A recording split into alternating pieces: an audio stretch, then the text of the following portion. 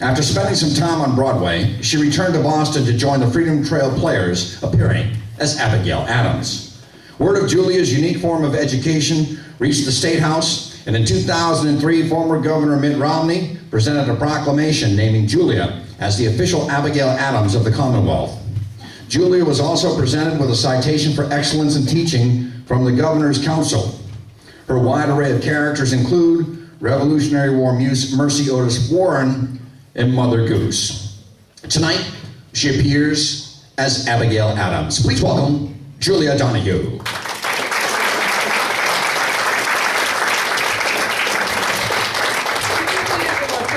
Good evening, everyone. So this has been quite the history lesson tonight. I have had a great insight into my future history. It's quite interesting because there are many things that basically I started that I have heard represented again tonight on stage and at the microphone. So splendid. So let us bring us back just for a moment, and I'll give you the easy question first. All right, this is a give me, all right? Who was the first president of the United States? Who? John Hanson. John Hanson. Under the Articles of Confederation. Alrighty then. Everyone else, what was it that you said? You're fired. George Washington. George Washington. Who was his vice president? John Adams. John Adams. Very good. So that was easy. Who was the second president of the United States? All right, good enough. I would just, get you warmed up a bit. So I pose this just as a bit of whimsy and just as a question. It's logical to say whether the woman who is married to the president is called the first lady, right? So is it then not logical that the woman who is married to the vice president is the second lady? There's logic in that, right? Well, that makes me the first second lady and the second first lady. Which gets very confusing if you think about it, so don't bother. I lived a good long life, and in 1/2 hour I cannot possibly tell all of it. So I'm going to start at the beginning and tell you a little bit what life was like for a colonial woman in my day. First off, we'll start with what I'm wearing. This is the colonial fashion show part of the evening. So this is quite the lovely dress. It's a bit fancy, but it's nice. It is made of several pieces. This piece here, the white piece, goes all the way down to the ground, and it's called a chemise. We also used it as a night dress, but don't tell anyone I told you that, okay? All right. Anyway, over the chemise is a pettiskirt.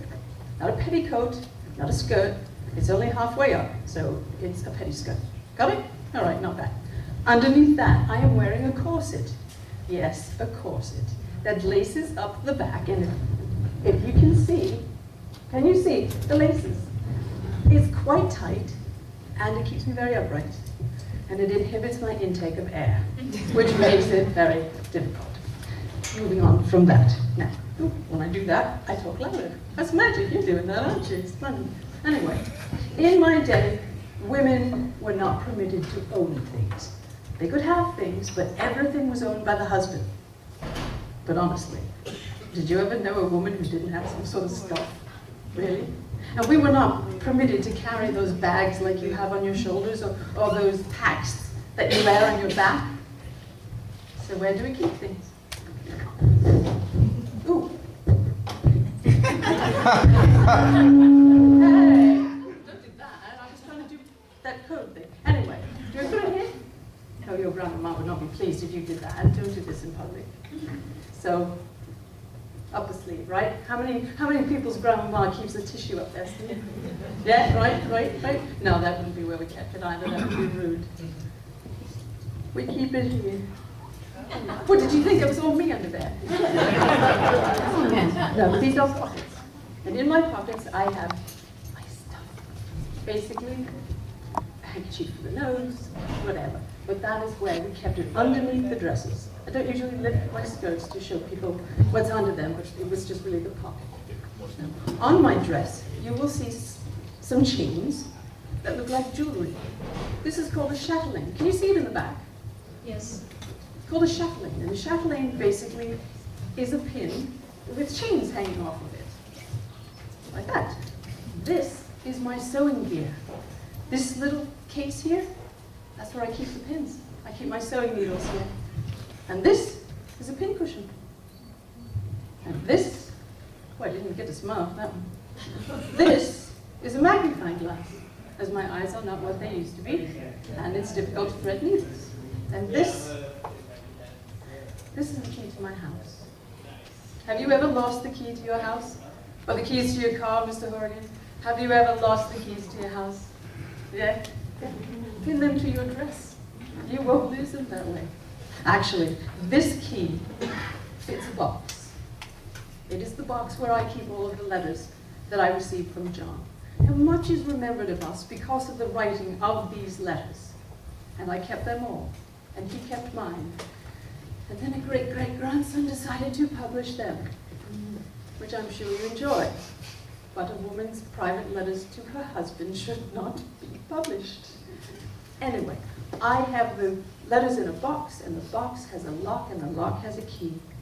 And when John is away, as he was for so long, and I pine for him, all I need do is put my hand down, and I can feel the key. And I know that this key opens the box that has his letters in it.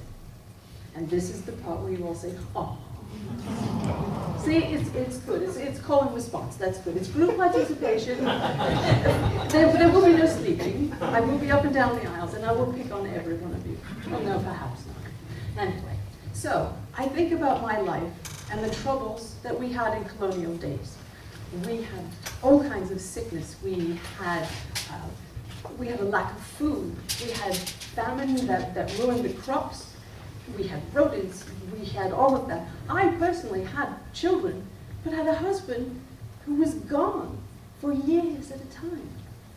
He went to Philadelphia to work on the Declaration of Independence, and he left me home with the children, and the farm, and the business, and everything. Now think about that. In my day, it was the women who took care of everything. Yes, they sewed the clothes, they cooked the food, they grew the food, tended to everything. And as I have looked today in your newspaper, I see that times are not that difficult. I mean, times are not that different. Yes, they are very difficult, but different in a way, well, aside from the fact that you have automobiles, electricity, and indoor plumbing, which I won't even stop that. Life was pretty much the same. How many women are single parents these days who go to work and pick the children up at school and teach them their lessons if they can't go to school?